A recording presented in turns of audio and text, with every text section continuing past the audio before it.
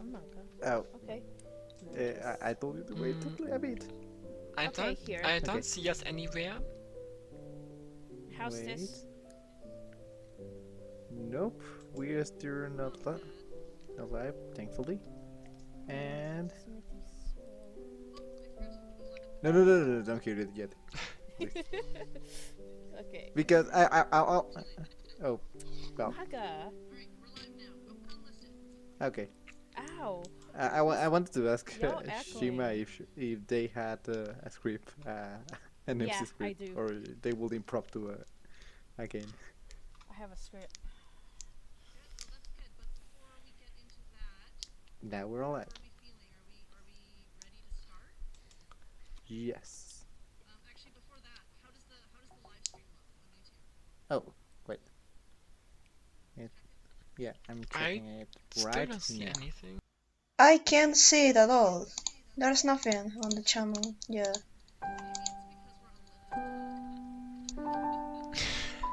Then. No, we're definitely live.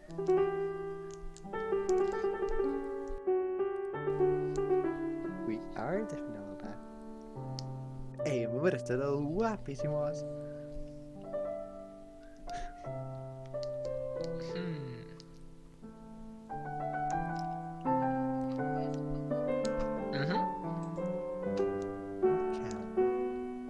From the box of the My internet. cat is watching.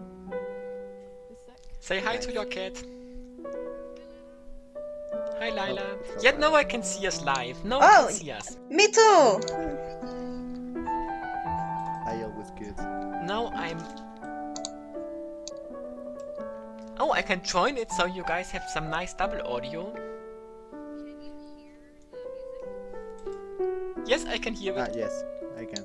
Yes, I can.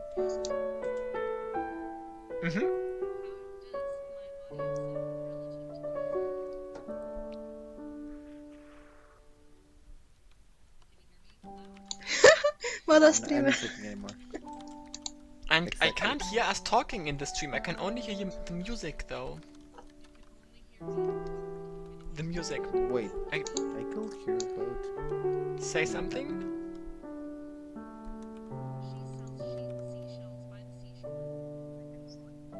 I don't think I heard you in the stream. I only heard the music. Oh no! No, I think I heard Shima say my cat is watching in the stream. Wait, what? Ow, fuck. Oh, there's I thought it definitely started somewhere. like at the no time and not at the beginning. If I join into the No?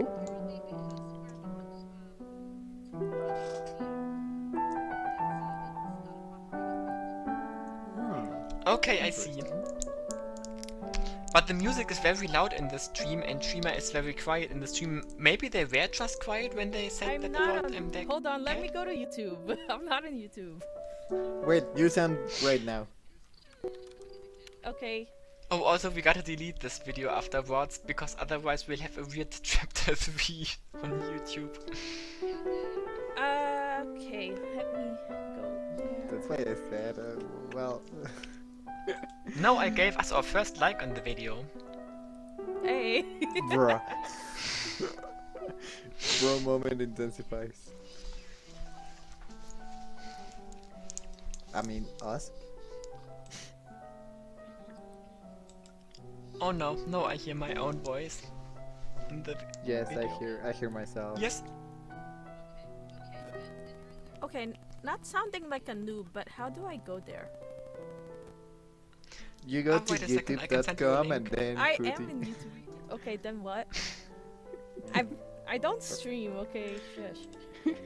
Sorry, I needed to Okay, do it. here's a link to the video, I think. Thank you. And if you go onto the channel, you can also see the video in a like in Yeah. its own panel. Oh, interesting. Okay.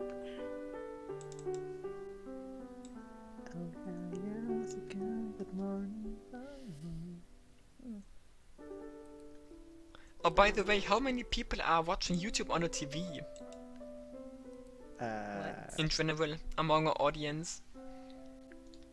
I was just thinking because our channel banner looks like shit on TV.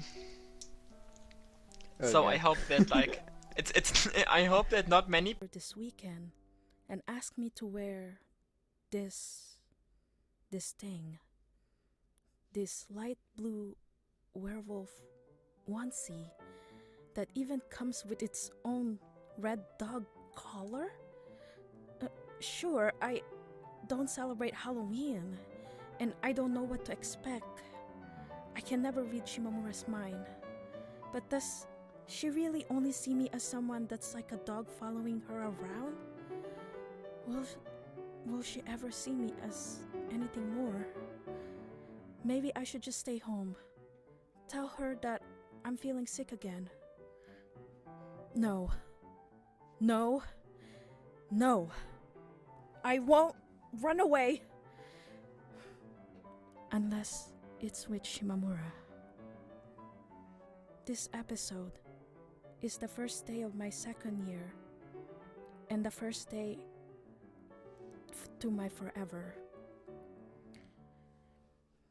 Please don't forget to invite your number one friend, and let's add the Shima and chill.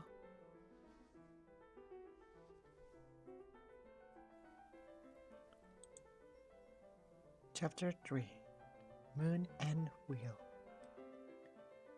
There were those who felt it was necessary to pay attention to my feelings, and there were those who'd been kind enough to ignore me. I was talking about the school trip we had gone on in elementary school. It was common for me to act separately from the rest of the class, and even during the breaks, I usually ate lunch by myself. The teachers had school be roughly divided into two groups, based on how they reacted to seeing me in that state. There were those who didn't want me to be lonely and tried to join me, as well as those who didn't particularly care. Personally, as it was out of my own will that I chose to avoid the company of others, I much preferred the latter. Of course, that wasn't to say that I didn't sometimes fail and reluctantly end up eating with them anyway. It was already difficult for me to go against kids from my own class, and much more so when I was dealing with an adult.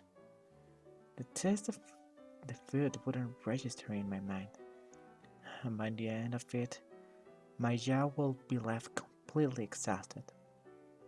I didn't especially mind being by myself. Other people simply didn't seem important enough for me to try, and guess what was going on in their heads and alter my behavior accordingly. I was unable to respect them, and as such, it was for the best that I avoided establishing relationships with anyone. After all, doing so will only lead to both of us getting hurt, and I really didn't want that. I was perfectly fine with passing my days doing nothing, hurting no one. Regardless, there was a time during my 5th year in elementary school wherein I decided out of my own will to make a friend. Well, maybe not entirely out of my own will. The environment I was in did sort of push me towards it. I kept hearing about how wonderful friends were, how they were a gift. Anyway, with that as my goal, I made an effort to smile, to actually pay attention to what others were saying. As I did, I noticed there was a girl in my class who, just like me, was bad at forming friendships. I picked her, and with surprisingly little effort, the two of us became friends. And yet, the fact remained that our relationship hadn't come to be on its own, but rather had been created artificially. My feelings grew colder, and soon enough, I began adjusting how I viewed the whole thing. Whenever she said something, I had to reply in an appropriate manner. Likewise, I too had to try coming up with things for us to talk about. It was never really me who spoke. No, I was just saying words I had picked up from somewhere else. Each time this happened, my eyes grew increasingly less focused. With each friend, there were fewer and fewer places for me to escape to. And then, when I one day threw it all away and began walking by myself, I experienced the same sense of freedom I'd once used to feel all the time. I took a deep breath of it and instantly understood that I was a person meant to live without others. Once again, I sat down on the gym's second floor. Unlike the summer last year, the air didn't feel languid. Instead, I was embraced by a pleasant warmth. There was another thing different as well. Shimamura wasn't there. I sat alone, one knee lifted up, only while staring out of the window. The sunlight coming through covered the freezing floor and the white walls in its shine, and staring at them, I found myself wondering, what if I did the same? What if I simply melt into the light, let the brilliance dissolve me? I grew increasingly aware of the weight of my body, and no matter how hard I tried, I simply couldn't make the time to go by. Even closing my eyes wasn't enough to avoid to view myself. A deep sigh escaped my mouth. I wonder how many had come before it. Why was it that I had become a second-year student? There was a part of me that genuinely felt something akin to regret regarding that. We'd entered a new environment, and by the time I noticed, Shimamura was already surrounded by people.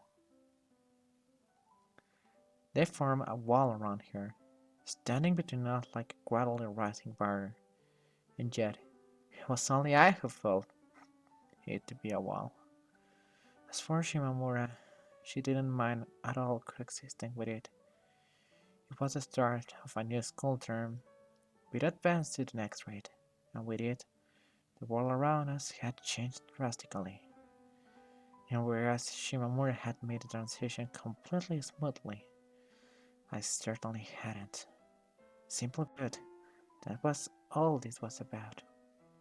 The two of us weren't alike. Unlike me, Shimamura never ended up in a deadlock in terms of her relationships with those around her. I truly felt like it was pure chance that she'd ended up coming here last year, as if she had simply been drifting about. I left class out of loneliness, and she out of boredom.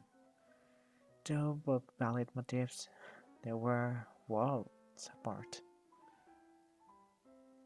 There was no such thing as a break to a person's life. All happiness was fleeting, and would eventually be washed away by the endless series of tomorrows. Even the happiness I'd felt being played in the same class as her followed this rule.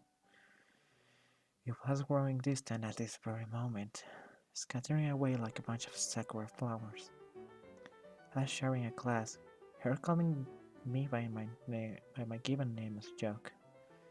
All these things that had caused me to grow negligent. Somewhere deep down, I'd actually begun to believe that we were bound together, that the connection between us was as strong as an iron chain. How foolish I'd been, how egotistical. I found myself hanging my head as I thought back to how Shimamura had been in the classroom. And not just a little. My forehead practically came into contact with my knee. Shimamura was smiling, laughing. She wasn't all that close to those people. Hell, she probably didn't even know them. And yet, it hadn't stopped her from smiling at them the same way she always did. Sociable yet vague. No matter how hard I tried, there was no denying the dread. Those smiles were identical to the ones she showed me. I know it was unreasonable, but I just couldn't help but feel frustrated, irritated by the other girls, as well as by Shimamura herself. I was barely able to stop myself from scratching off my forehead. That alone, that one tiny thing, had caused me to feel alienated. A sense of hopelessness had filled my chest. I almost started to cry. There really never been anything special between us, anything substantial. Just the lightest of steps and everything I'd built so far began to crumble, frailer than sand.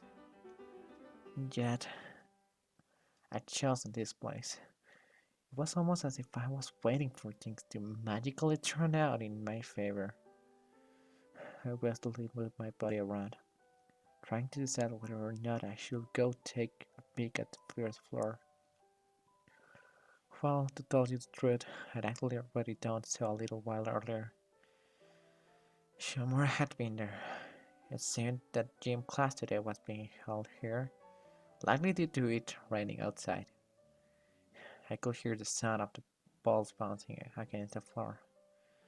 I wonder, was Shimamura doing that? Bouncing a ball? What does she think of me, having not come to class the entire day? Has she noticed that I was up here? If I went to have a look and our eyes came in contact, what shall I do? I didn't know. Anxious of that, I was unable to move. All I could do was wait. Wait with the sound of rain blasting behind my back. I leave my head. Footsteps. Someone was walking up the stairs. My mouth and lips twisted into an unsettling shape out of the shock as I fixed my eyes upon the entrance to see who it was. A teacher seeing me here will have serious consequences, and yet that worry didn't even cross my mind. No, I was far too busy anticipating the other possibility. The wall The world before me was full of light, but as I soon enough learned that the light only hurt my eyes and made me want to cast down my head. The person walking up the stairs handed me Shimamura, but rather some other random girl who I'd never seen before. She noticed me too, and an expression I wasn't quite able to put into words appeared on her face. Regardless, she walked past me and sat down in the corner. Having first extended and then folded her legs, the girl opened the paperback book she'd been carrying. Her hair was uniformly black, giving off the appearance of a solid lump. Behind it hid a long, narrow face, and staring at it, I couldn't help but sigh uninterestedly. This was no longer where I belonged either. Why? Well, because the only reason I had come here in the first place was that if I couldn't be with Shimamura, I'd at least want to be by myself. Those feelings of disappointment led me to run away.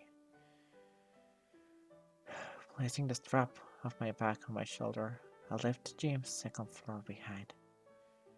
Just as I was walking down the stairs and wondering where I should head next, I heard the sound of footsteps coming from above. Hey, you! Wait! It was the girl from earlier.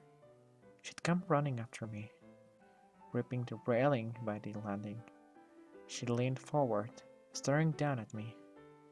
Silently, I stared back, as if asking if she wanted something, which prompted her to grin and wave her hand.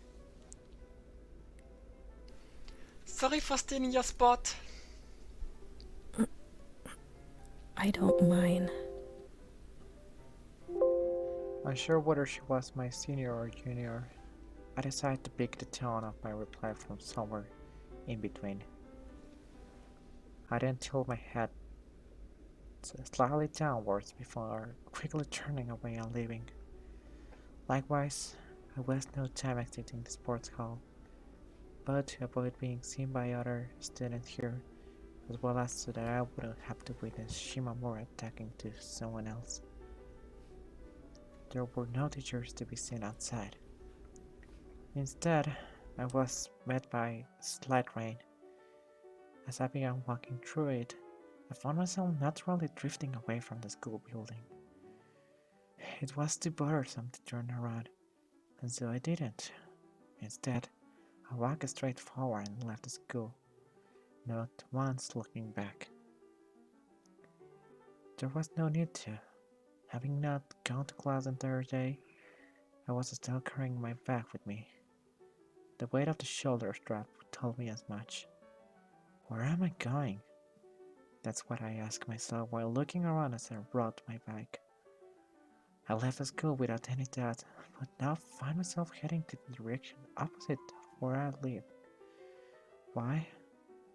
Well, going back home at this time of the day, I ran the risk of bumping into my mother. And knowing her, she'd definitely ask questions.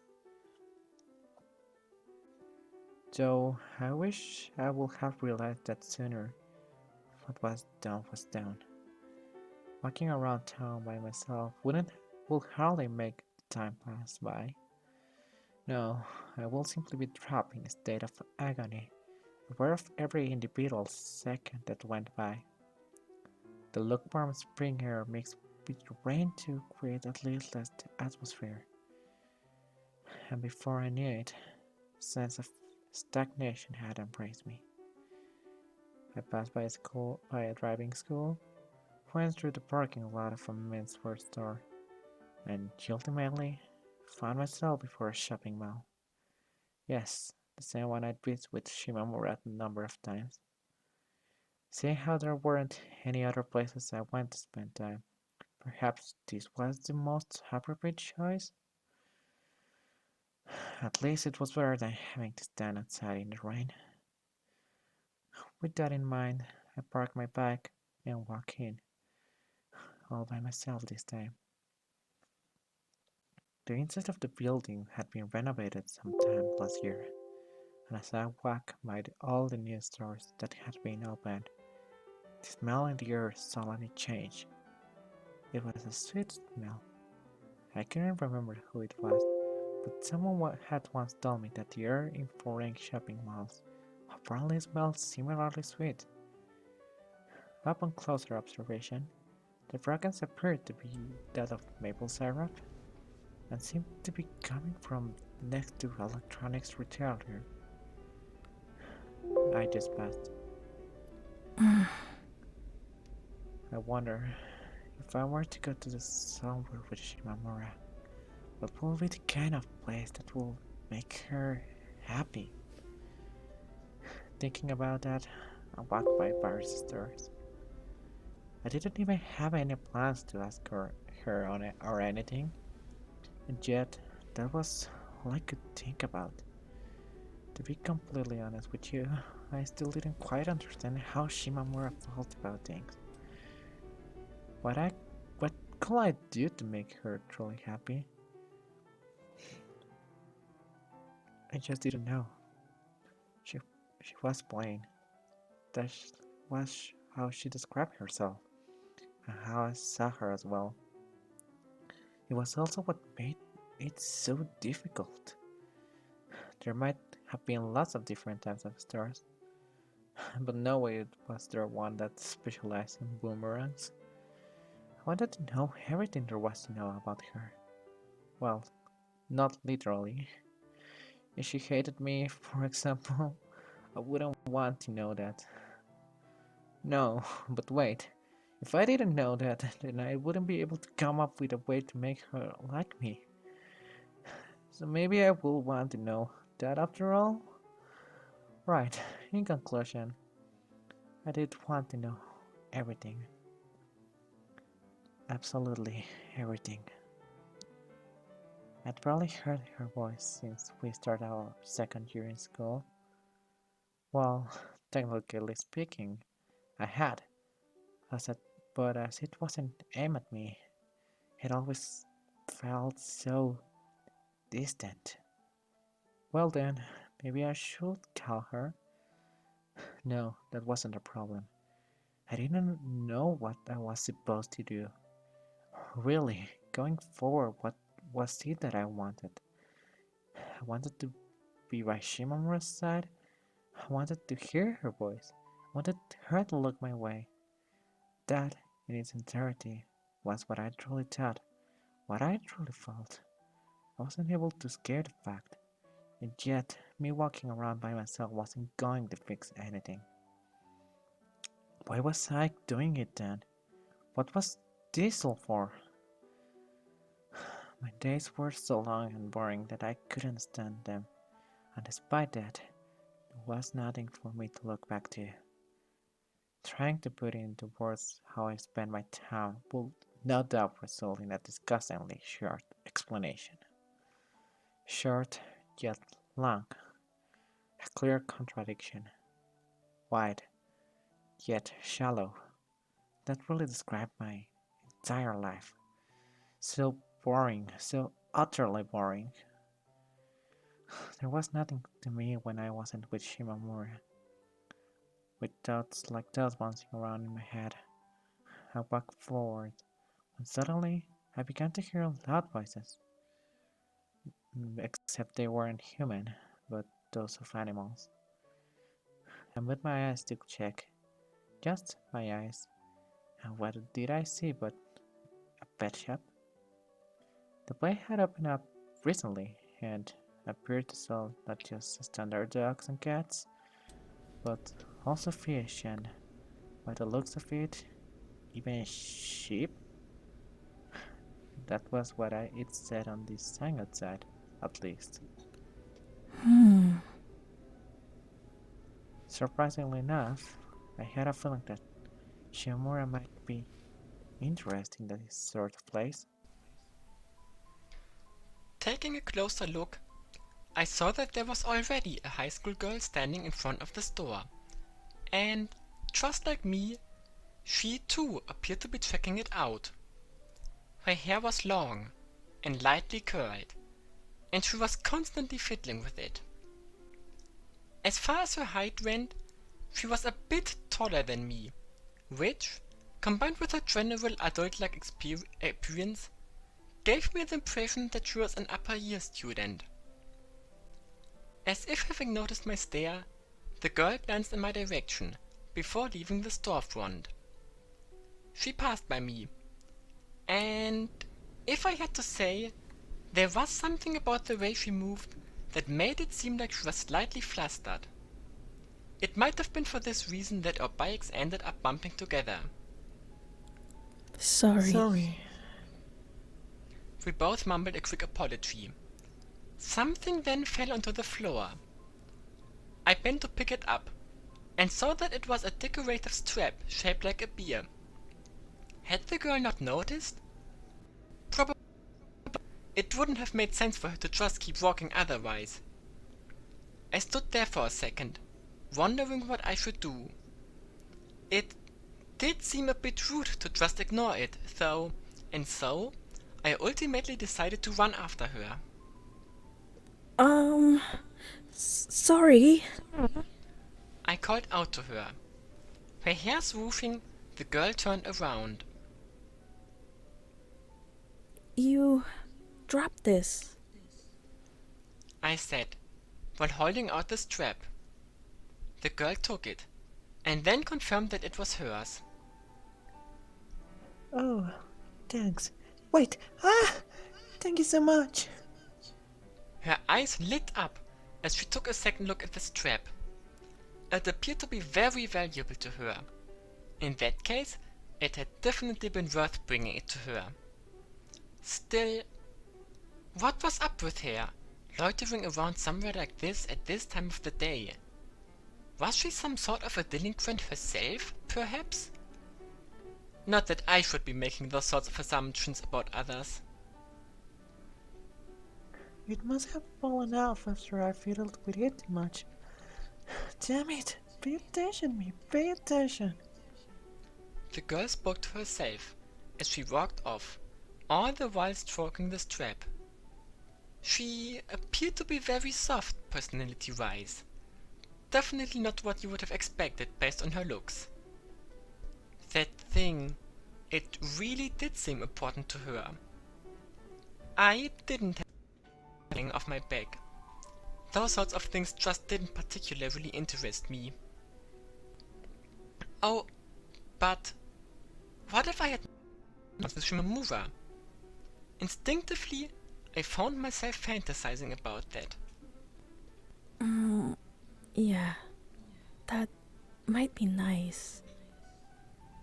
Something shared by only me and her. That was the part I really found attractive. That was what was important, vital, essential. We'd never had anything like that before, which was probably one of the reasons I ended up clinging onto the idea so hard. Since I was here already, I decided I might as well have a look inside the store. The entrance I'd chosen seemed to lead to the back of the store, that being the section with tropical fish. That was where I started. The room was quite hot and sultry, and having walked around for a bit, I moved on to the next room. This one appeared to be full of insects and reptiles. I gave them a passing look before moving on. The next section was lined up with bird cages, and I could safely say that it was the loudest one of all of them. The combined volume of the chirps and tweets was just something else. What really caught my attention, however, was a large parrot. Its wings and tails were slightly bent, making the cage it was placed in seem a bit too cramped. What's more, the bird was hard at work trying to use its beak to force the lock open, and if its ferocity was of any indication, it seemed that the attempt might just work. Amazed, I found myself stopping still and taking a moment to observe.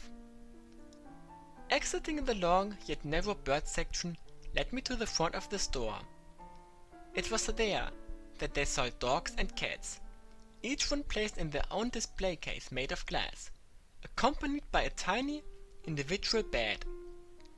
The room was surrounded by pure white walls in all four directions, which gave it an almost artificial, unnatural feel, and if I'm being honest, made the whole thing seem a bit off-putting to me.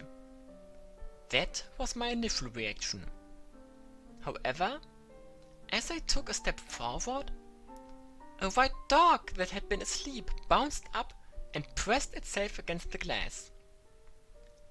Startled by this, I instantly took a step back. Yet all the while the dog pushed out its tongue and wagged its tail, its front paws resting against the case. It was almost as if it had been trained beforehand to do this, to entice me to buy it. I stared at it, and in that instance, my chest clenched up. The dog felt so pathetic. With no forewarning, tears began welling up in my eyes. Seeing the bird locked up in a tiny cage hadn't made me sad. Neither had the fish swimming in their tank, and yet, for some reason, the glass case had. Why? Staring the animal eye to eye, I soon found the answer. It was a mirror. The current me, I was exactly the same as these dogs and cats, locked in their containers. If anything, my situation was even more difficult. I was the one who'd put myself there. Moreover, I wasn't trying to sell anything to anyone. No, I just sat there. This truth I'd been shown gripped the deepest part of my heart, shook them. Then I realized it. The source of my sadness lay within the pity I felt for myself. No, this place won't do. I decided that I wouldn't come here with Shimamura. Wiping away my tears before they fell, I distanced myself from this mirror of my true self. This felt like enough of them all for a single day, and with that in mind, I began heading towards the nearmost entrance. Once outside, I figured that I would just head straight to my bike. However, as I kept going, something directly by the entrance caught my eye. There was a person there, next to the wall, putting on a performance. Come talk about money, marriage, love, anything. Those were the words written on the banner hanging above the long table. Was the person in question a fortune teller, perhaps? Probably. Speaking of, she was an older woman who I described to be in her late 20s, wearing a large purple veil, just what you'd expect to see on the head of someone of her profession. As for her skin, it was white as plaster, which only made her reddish cheeks stand out further. She didn't appear to be wearing much makeup, and overall gave off a very rugged, yet honest aura. Though the table and everything around it had given me the impression of her being someone who'd read your fortune using bamboo sticks or what have you, she herself seemed more like the kind of fortune teller you'd see in the movies, with the crystal ball and everything. Welcome, come on back. Our eyes hadn't even met, yet here the woman was, urging me to sit down on the seat opposite of her. Initially, I figured there was no way she was talking to me, and simply kept going, as if nothing had happened, but this only prompted her to continue. Going home with your worries won't let you find a good tomorrow. Even if they weren't quite enough to make me turn around, her words did cause me to instantly stop in my tracks. Come. The woman spoke, by softly tapping the table. This time I did turn, undoubtedly making a horrible face. For the fortune tellers, let's just go with that, voice did sound calm and fit for her profession. The same couldn't be said of her expression. That one remained overly serious.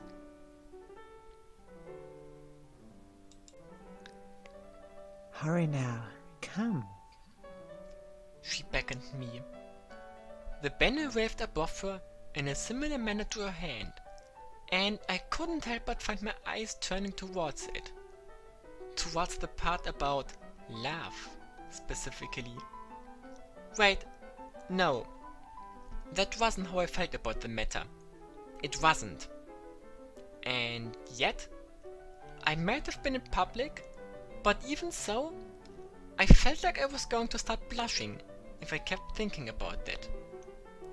It was for that reason that I timidly approached the woman. I wasn't getting reeled, was I?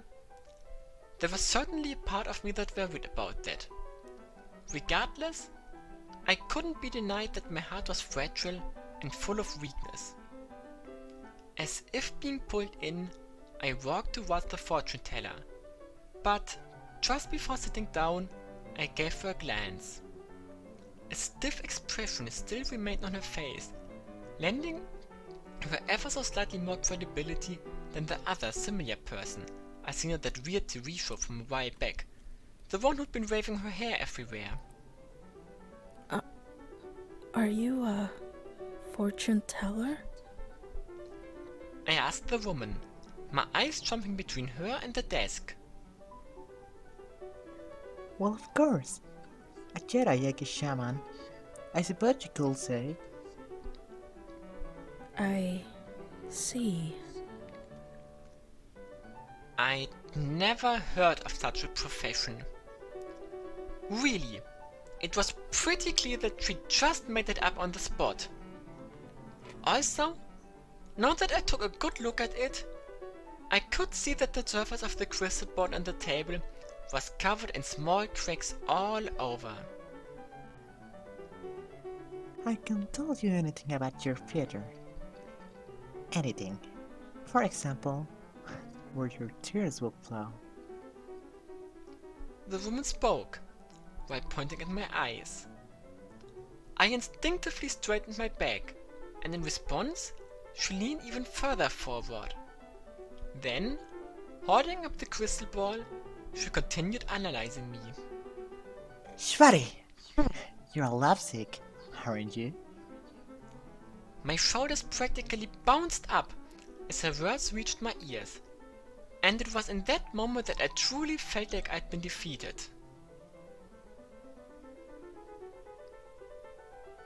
Shall I read your fortune and tell what's going on with this matter? That matter is simple, I mean good.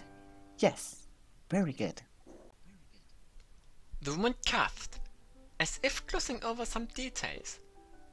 Not that I was really listening. No, I was far too shook to do that. She'd yet to do as much as look at my palm, to say nothing about actually reading it. So then, how did she know? Wait, no, more importantly, I was in love with Shimamura? That was extremely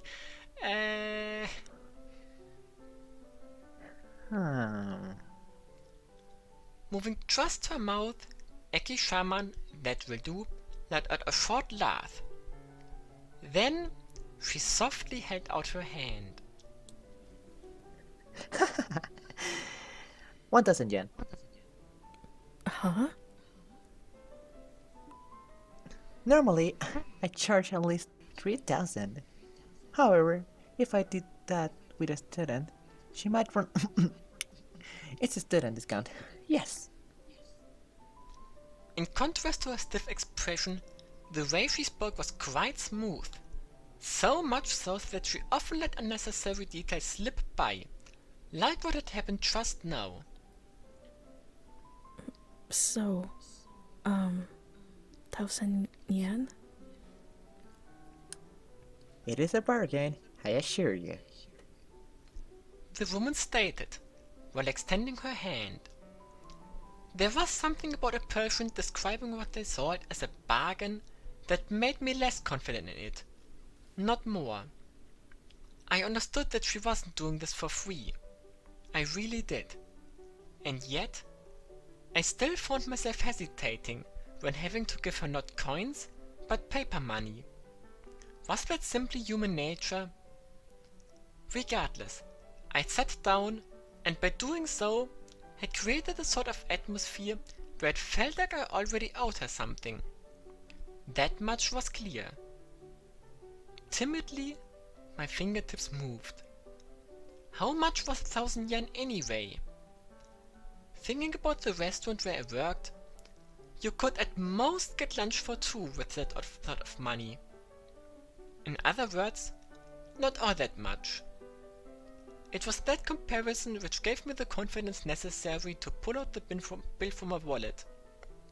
I held it up to the shaman, who proceeded to swoop it up like a vacuum cleaner, thanked me, and swiftly placed it in her purse. She appeared to be far better at handling money than anyone else, which, let's just say, did make me slightly nervous. First the fortune-telling program, and now her. I was weak for this sort of stuff, wasn't I? Definitely should pay more attention to avoid being mind-tricked. Of course, it was far too late for that now. Having perhaps grown tired of holding it up, Eki Shaman proceeded to put down the crystal ball. Following this, she began observing me all over. There was something strange about her stare. It felt almost ticklish, as if I was getting physically pinched wherever she looked. Even my school uniform wasn't safe from her scrutiny. I wanted to leave, just take off and go home. In no time, a wave of regret gushed forward. Then, right at the point where I felt like I might actually grab my bag and start to run if this kept going for more than 1 second, the woman opened her mouth as if aware of my feelings. Can I ask you just one thing? Does the person have hair longer than you? The person? Well, of course, your dearest. Yes. The change in the manner in which he spoke immediately brought my mind to Shimamura. Then, not an instant later, I could feel my bottom eyelids growing hot, as if I was on the verge of tears. My dearest. Dear. That word was difficult for me to say out loud, and yet I felt it to be more precise than love. Now, Shimamura's hair. Which one of us had longer hair? That was a tough question. I'd never really gone out of my way to compare them. I went through my memory, recalling how she had appeared from various angles. As I was doing that, I realized that the majority of the mental images I had of her were from the side, and though I was obviously fine with her however she was, I still couldn't help but feel a bit sad, thinking about how little time we'd actually spent face to face, especially recently. Nevertheless, there were those rare times it did happen. Shimamura would appear a bit embarrassed, and yet she'd still smile at me.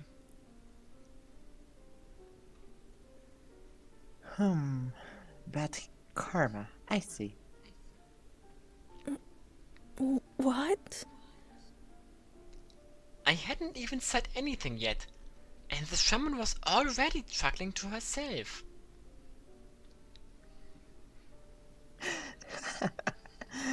You must know. The person in quite detail to be thinking that hard about it. Is that so? I couldn't believe it. Still, what if she really did see through me? Thoughts like those filled my head, causing it to turn red and blue simultaneously.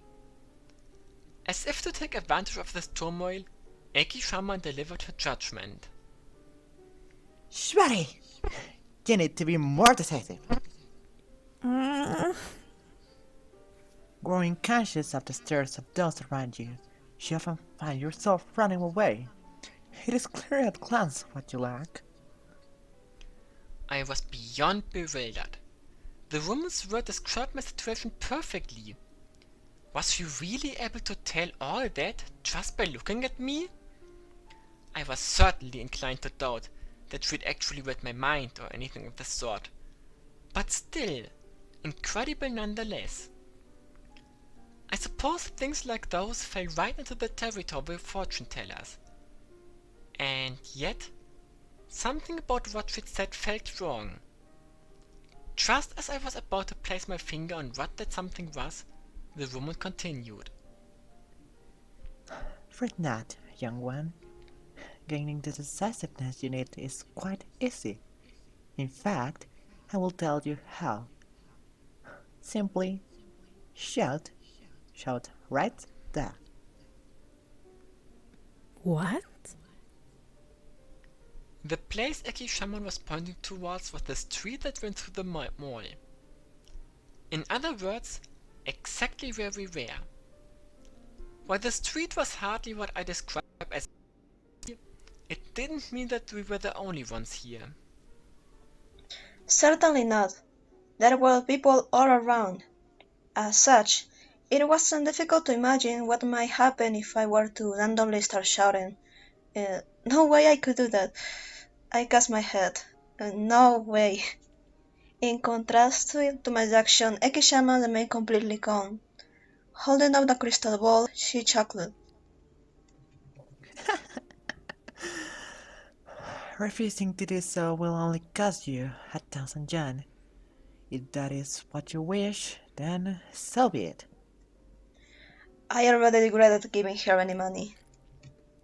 However, if you don't wish to have regrets, then do it. Her words pierced deep into my chest, as if she'd seen right through me.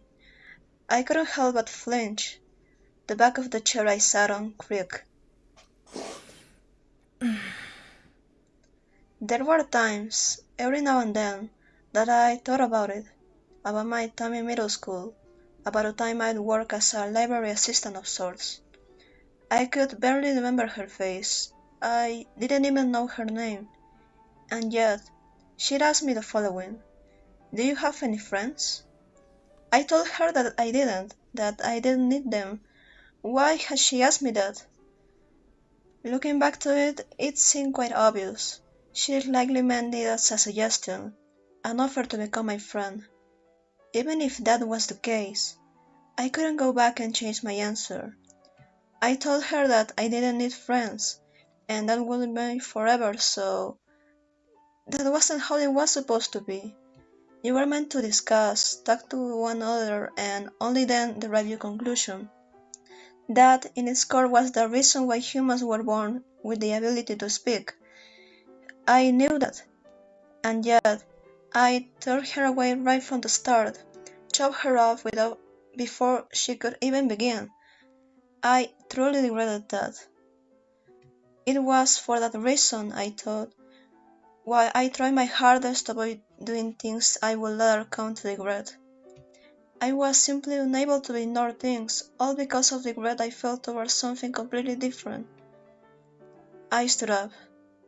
I moved. The world before me went dark as if I closed my eyes. Now raise your arms and proclaim. It is as simple as that. Grasping your heart and making it strong. Doing as told, I lifted my arms slightly. As I did, a question appeared in my mind. What did this, something more akin to a lecture regarding self-improvement, have anything to do with fortune-telling? I'll do it. I stated quietly, all the while nervously glancing around me. And I do mean quietly. My voice barely came out. Too quiet. The choice of force could also have been better. And what is up with your arms? Lift them properly, high up in the air. The woman criticized my performance, herself resting her head against her hand. What? If I had such courage, I wouldn't be having this problem. Is that what you want to say? Dead on. My arms twitched slightly out of shock. Seeing this, the woman grinned, once again moving only her mouth. Conversely, it is having courage that will allow you to settle all problems of this sort. Now, one more time. Her hand guided my heart. Carried by the flow of her words, I stand on my back. I'll give it my all. Doesn't sound like you will. One more time. Well, What was I supposed to yell out? Nothing came to mind. My extended arms were quickly starting to grow weak. I won't run away. I won't turn my back. I won't run away. Yes? I won't. I won't run away.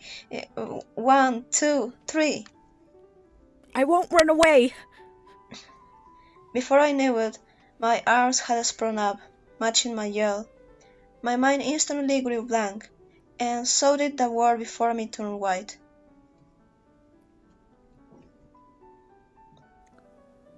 Oh, wonderful. One more time. I could hear the woman clapping off to the side. Encouraged by the sound, I yelled even louder. I won't run away! It was as if something had torn and was now spreading before me.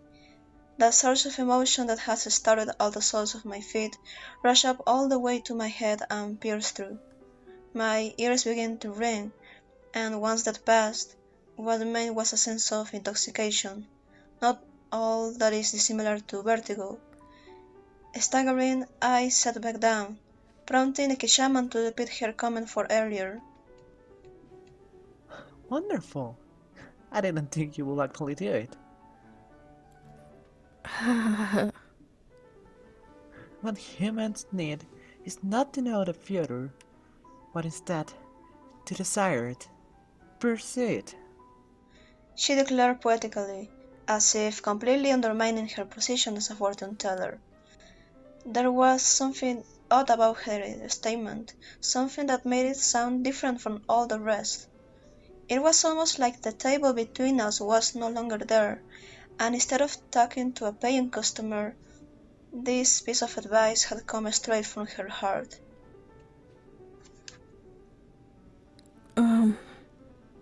Excuse me. Obey.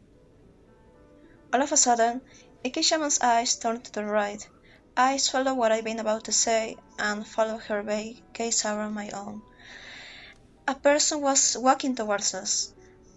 A person wearing a sober blue uniform. A person who... Wait. My eyes went wide as I realized what was happening here.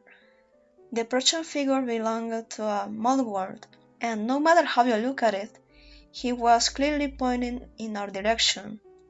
All the color disappeared from my face. Was your act perhaps a bit too disruptive, my darling? Ikishaman smacked her lips, clearly trying to shift the blame away from herself. Then, immediately afterwards, she pulled down the banner, grabbed everything off the table in one fell swoop, and sprang up from her chair. Unable to keep up with her, I watched the woman smile, once again moving only her mouth. Well then, that takes care of that. Please, mull your future. As for me, it's time I withdrew. Having said that, she took off and swiftly ran away carrying her staff. I was left quite confused by the whole thing. On one hand, it felt like I'd just been helped out a great deal, but on the other, like I'd been hit by a truck. Yes, my body was still shaking. Could it be... Was the woman actually an unlicensed fraud, a fake fortune teller? I already felt embarrassed at myself for almost believing in her. How foolish must I appear in the eyes of others? Wait, but unlicensed didn't necessarily equal fraud, did it? Perhaps, despite her lack of license, she was actually the real thing? You could tell a lot just by looking at me. My uniform, for example, revealed that I was skipping school, which in turn further illuminated my personality. Really, the woman hadn't said anything beyond matters which could be easily be inferred through keen observation. That's how it felt to me. And yet, the things she'd given me, it was impossible for me to brush them aside as lies, as mere fabrications. No, there was truth to them. They were valuable. Quietly and peacefully, something new had come to exist inside me, far away offsetting the loss of a measly 1,000 yen. It was a throb which silently waited for the moment it would get to sprout. Despite the events of yesterday, I once again find myself at the sports hall, crouched by the wall and breathing quietly. My general lack of interest led me hollow through doubt. Thinking about it, it really was just Shimamura this, Shimamura that, which filled my empty husk, from the tips of my fingers and toes to the bottom of my stomach. What would become of me if I were ever to lose her? It was that question which confused to torment me, and why I now found myself stuck, sitting by myself with my eyes unfocused. It was the period preceding lunch break, and based on the sounds coming from downstairs, a sports lesson appeared to be taking place there. The footsteps of the students reached all the way to where I was sitting, causing the floor beneath me to tremble ever so slightly. Little by little, These movements overlap, creating an illusion of my body being rocked up and down, as if carried by a wave as tall as the entire room. Idly, I bobbed my head as if to match the sensation. It was completely futile, all of it. Vain, pointless. The seed which had been planted inside me yesterday had yet to sprout. I continued moving my head back and forth without much thought. But just then, a peculiar object caught my attention. There was something on top of the ping-pong table no one ever used, something that normally wasn't there. While this was by no means a large change, considering the state I was in, how utterly bored I was, it didn't have to be in order to pull me to it. Half crouching in order to avoid being seen, I made my way towards the table, peeked at it, and saw that the thing placed on it was a book. A small paperback, in fact, with a bookmark sticking out from between the pages. Was it the one the girl from yesterday had been reading? Had she perhaps forgotten it here? That seemed a bit unlikely. The book's corner was lined up perfectly with that of the table beneath it, hinting more towards it having been left there on purpose. Perhaps it was meant to be taken as a reservation of some sort, like she was literally booking the place for herself or something. Nonchalantly, I picked up the book and glanced at its cover. The dust jacket had been removed, and though this meant that I didn't get to view any artwork, the title and the name of the author were thankfully written on the book itself as well. Eiji Kikawa appeared to be who it was by. Being someone who hardly ever read books, the name didn't say much to me. I flipped the thing open, landing on the page with a bookmark. While starting from the middle did obviously mean that I was unable to follow the story, glancing over the passages, there was a certain section that caught my eye. This was what was written there. Why do I keep running? Simple. Because I'm scared. I spend each day in a state of terror, afraid that if I hesitate for too long, my tomorrow will become the world's yesterday. Rather than being left behind by massive changes happening somewhere far in the distance, somewhere I have no knowledge of, I much prefer taking the lead myself and choosing a path where the change begins from me. The passage came out as quite abstract, and I was left to wonder what any of it was meant to convey.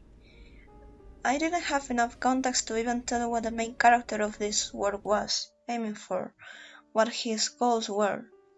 And yet, that expression, being left behind, it really struck me. I reread that part multiple times, feeling dizzy with each pass, until finally putting the book back and slumping down onto the floor. There I continued to stare at the ceiling lights, almost as if viewing my very soul, so anxious it might slip out any second now. Those words, lightly written by some no-name author, turned out to be just what I was needed to kindle the seeds of impatience planted inside me. I wasn't a second-year student.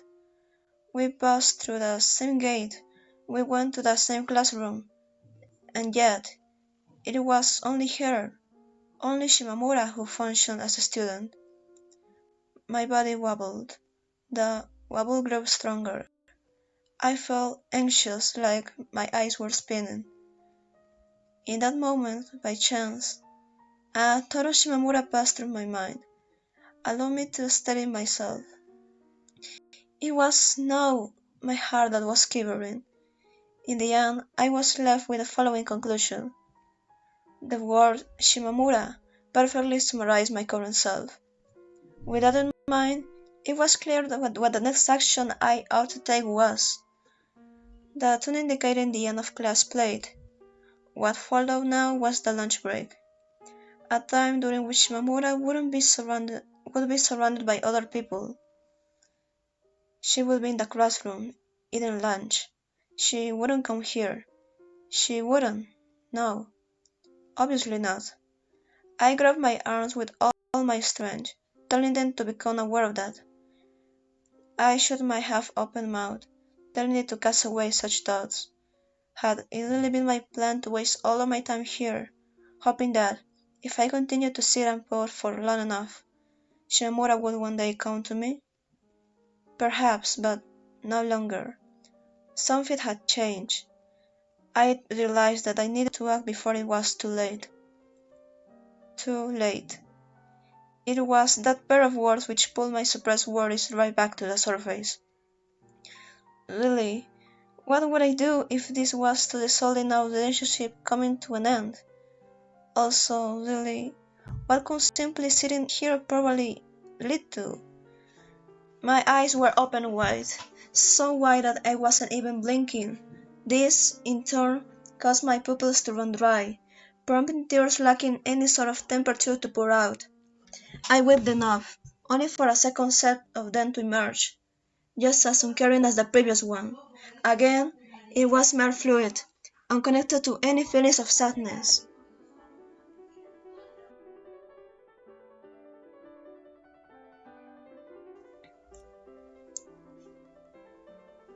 If you go now, you'll make it in time, something whispered to my ear. What did it mean to make it in time? What would happen if I were to, for example, join Shimamura and our classmates surrounding her while they were chatting? Evaluating myself objectively, I'd probably just ruin the mood, wouldn't I? I knew that I would. There may be a potential future out there in which I open my heart to other people, including those around Shimamura. Who knows? Maybe that really was an option, and I just hadn't noticed it. And yet, if I were to ever go down that path, I felt like I would no longer be myself. After all, I wasn't that perfect of a human. I also knew that the future couldn't be known. Well, in that case, what sort of human was I? That was the question I found myself asking. Currently, I am hollow. Hollow yet stable. I felt uneasy, impatient, like I just wanted to pull out my hair, but at the same time, somewhere deep inside me, there rests a sense of tranquility. The fact that I was alone satisfied me.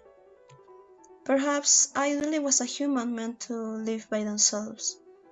That is how I saw it. Of course, what a person wanted and what they were suited for didn't necessarily overlap. While it was logical in a way to do what you were good at, what you were capable of, doing so was all but the same as abandoning the idea of growth. Limiting yourself in such a way would only set you on a path of slow but certain decline. I needed to attempt to do things I know I couldn't, for my own sake. I stood up. I began walking, forcing my back so straight it felt like it might bend the wrong way. I faced forward. Expecting things from others was, in its core, the wrong approach. Well, what I mean is that, while you could do it, there just wasn't any point in relying on someone to walk in and solve all of your troubles and worries. In the end of it, it was all you. Regardless of how hard I tried, no one else could tell where your pain resided. Only you, the one experiencing it, could. That was to say, you had to deal it with yourself. My general lack of interest led me hollow throughout. Thinking about it, it really was just Shimamura this, Shimamura that, which filled my empty husk from the tips of my fingers and toes to the bottom of my stomach. What would become of me if I were ever to lose her? It was that question which had led me like this, and why the answer was so simple. I recalled the exchange from yesterday as I walked down the stairs. I'm going to do this. I'm going to do this. I'm going to do this. I repeated to myself, as if gathering speed. I could feel my chest trembling. Then, facing forward, I lift both of my hands high. I won't run away! Those words flip a switch inside me. Ironically, what followed my loud proclamation was me having to run away from the sports hall. From moving forward in life to making an escape by foot. It was pretty crazy to think about how much I learned from Ekishaman. After dropping by the canteen to buy a handful of sandwiches, I began making my way towards the classroom. Shimamura was there, and once again, she was surrounded by people. Her moderate smile, her eyes which weren't looking my way. Each and every one of those things made me want to hang my head. This was where I wanted to be. And yet, there was no gap for me to slide into. In that case, I would just have to make one. Shimamura. I called to her, this time refusing to back down. It was there that my second year in high school truly began.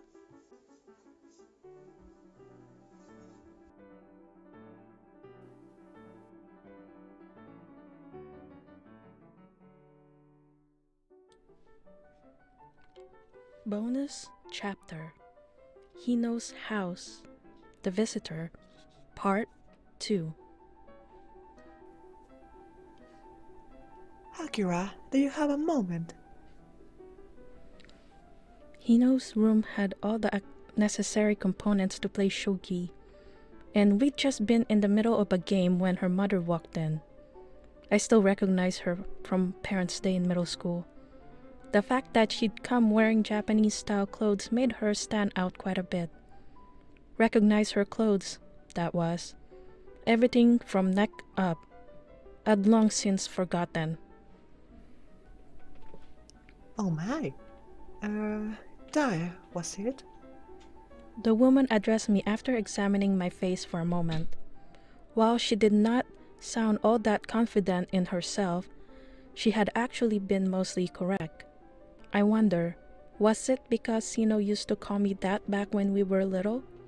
It was actually Taeko, but still, no use splitting hairs. I decided to just nod along. Her mother nodded as well before immediately shifting her attention back towards Hino. With my lance piece in hand, Hino returned her stare over her shoulder, her eyes growing narrow. It was the same face she always made when she was annoyed. What? I see you've already changed. That's perfect. Now, come with me to greet the guests. But why? What does this have to do with me? You're our daughter, are you not? Yeah, I'll come. Just give me a second. Hino stated. She then put the captured piece down and turned my way. This won't take long. Let's take a quick break, okay? Sure. I nodded. This apparently was not enough to convince Hino, judging by the way she proceeded to point her finger between my eyebrows, as if to make sure that I understood. Stay put. Leave it to me. I'm actually really good at that. Stop lying, liar. What part of your staying put? Hino's hand soared through the air in an attempt to clutch my chest, only to be deflected by a strike from mine. I felt like lately I had grown able to anticipate based on the mood when she was about to do that. While I was busy triumphing over my victory, Hino got up with a wry smile on her face. I glanced at her right before she turned around towards the door, and by that point, the smile had already disappeared completely. This is the kind of stuff that makes me not want to come straight back home from school. Leaving behind only that complaint, Hino exited the room with her mother, I was now all alone. She would not notice if I moved some of the pieces back to my side of the board. Would she? Probably not. After that was done, I began to take a look around. It was not like I had anything else to do. I had gone through her room plenty of times by now, but who knows, maybe something new would pop up. An interesting manga book, perhaps. She had a shelf full of those. Unfortunately, they were all ones I had borrowed and read through before. The other half of the bookshelf consisted of fishing books I had no interest towards. I wonder, was Hino going to be into fishing for the rest of her life? Probably.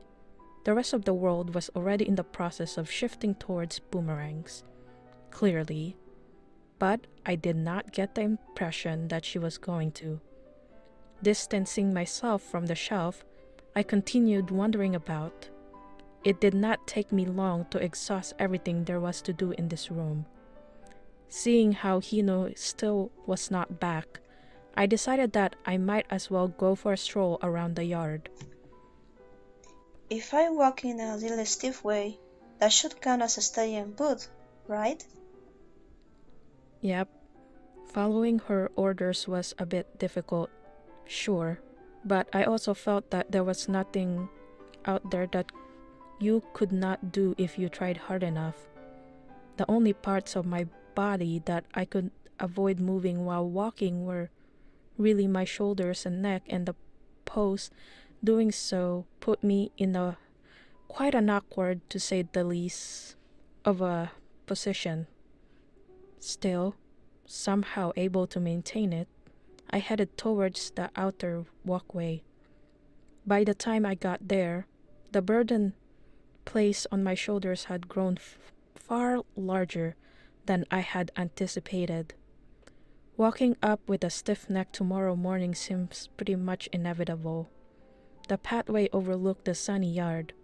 There, I could see trees of all kinds waving in the wind blowing through. While the weather today was quite good, it was also windy. Staring up at the blue sky, bits of it every now and then peeked through from behind the tall fence and the fast-moving clouds. I took a deep breath.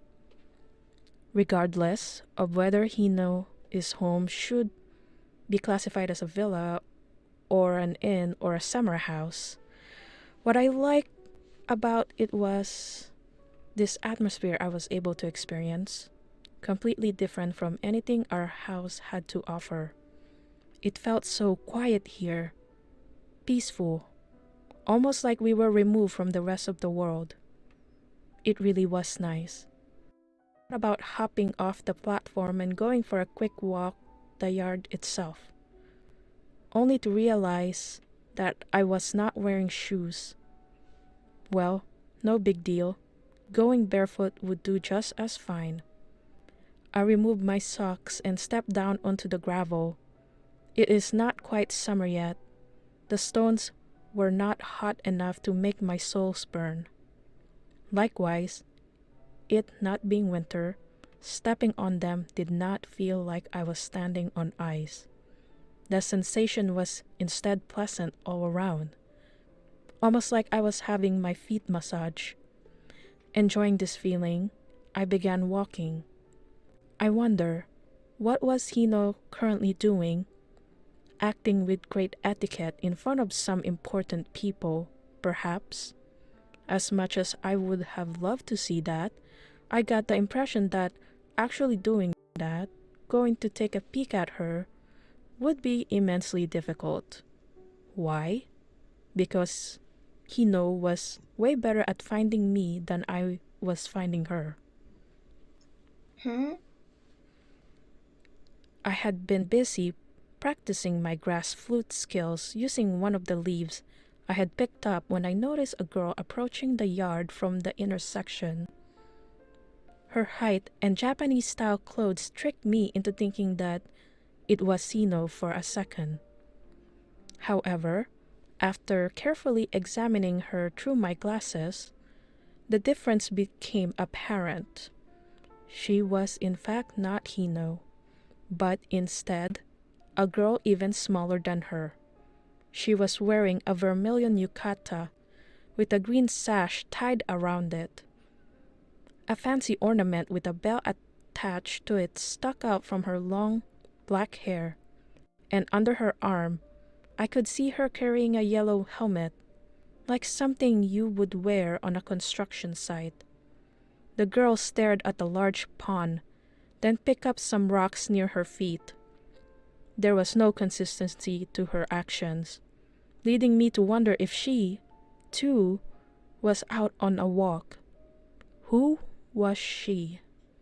Hino's little sister I have never heard of? I continued observing her for a while, until eventually the girl noticed me back. She then began walking towards me. She was wearing traditional style sandals beneath her bare feet, and for someone with legs as short as hers, she is walking surprisingly fast. Mere seconds later, the little creature had already slid in front of me. Looks like there are big ones around too, She stated with a grin on her face while looking up at me. Something about this felt familiar. My hunch turned out to have been on point, as only a few moments later, the girl extended her hand towards my chest area. She had given off the same vibe Hino did whenever she tried doing that, and as it turned out, it had been the right choice to take a step back in anticipation. Without any difficulty, I was able to dodge her attack. Oh wow, that's pretty good. Having pulled her arm back, the girl then took a few moments to examine me. I was not really a fan of that, being stared at. Then again, it was not like I could do much to protest. Having to keep my head perfectly still severely limited my options. You don't look like you're from here. No, I'm from the meat shop. I followed my self-introduction with a short wiggle. She wiggled back, almost as if imitating me. She did not seem like a bad girl. However, she did act way above her age, almost like she was even older than I was. Before I knew it, I had been caught by the mood. A meat shop, huh? Does that mean you get to eat as much meat as you want? No, that's not really how it works. I see. The girl tilted her head, sounding a tad bit disappointed in my answer. I was not kidding. Daring to take an item on sale without permission would result in a lecture long enough to completely clog up my ear holes. Funny story, that was actually what had led me to coming here for the first time. Tired of getting nagged at, I had run away and made Hino let me stay over. Hearing that I was coming to her house to play had made her so happy back then. These days, not so much.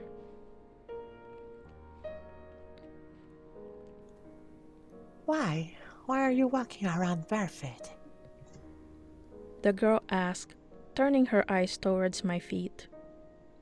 Because my shoes are by the entrance. I explained while lifting and spreading out my toes. I then continued. I was wearing socks earlier, just so that you know. Here.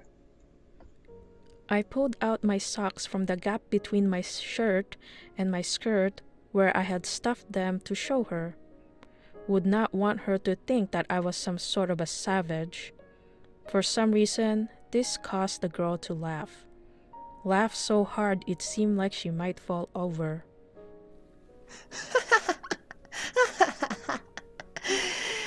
Wherever I go, I'm always met by weirdos. I could not tell you why that girl had mistaken me for a weirdo. Hino called me that pretty often too. Really, what part of me made it seem like I'm one? Now then, I think it's time I left. I already had tea and cakes, and I'm starting to get pretty bored. The only sweets they put on offer in this house were the non-sweet type. Let us just say, they had not left a good impression on me. She had probably had some top quality treats. Huh? She definitely seemed like that sort of girl. Actually, now that I thought about it, whose child was she anyway? There are those who hate large ones, and there are those who hate the small ones. Personally, I love all of them. Alex sure an interesting bunch. Cackling to herself, the girl turned around. The way she had said that almost made it sound like she was not an Earthling herself. Clearly, if anyone here was a weirdo, it was her. I watched as she put on the construction helmet, hopped on a motor scooter parked in the back, and drove off. Assuming she had driver's license, maybe she was not younger than me after all. People aren't always what they seem to be. For someone even smaller than Hino, she sure had acted mature. With that done, I went back to practicing my grass flute skills. Unfortunately, I was forced to stop before managing to produce a nice sound. Ah! What are you doing here? It was Hino who spoke, now running my way, having noticed me. Just like the girl from before, she was fast too, perhaps even rivaling the former in speed. Myself, I proceeded to straighten my knees and leap up off the ground, catching her in my arms as I did. This only angered Hino further. Sit down! She chastised me. Okay, I've sat. For a moment, Hino simply stood there, staring down at me with her hands on her hips. You! What? I told you to stay put, didn't I? Yeah, and I have been doing that. That's why my shoulders are so stiff now. Now that Hino was back, there was no need for me to keep doing it. Was there? No, not really. With that thought, I let my flexed shoulders drop.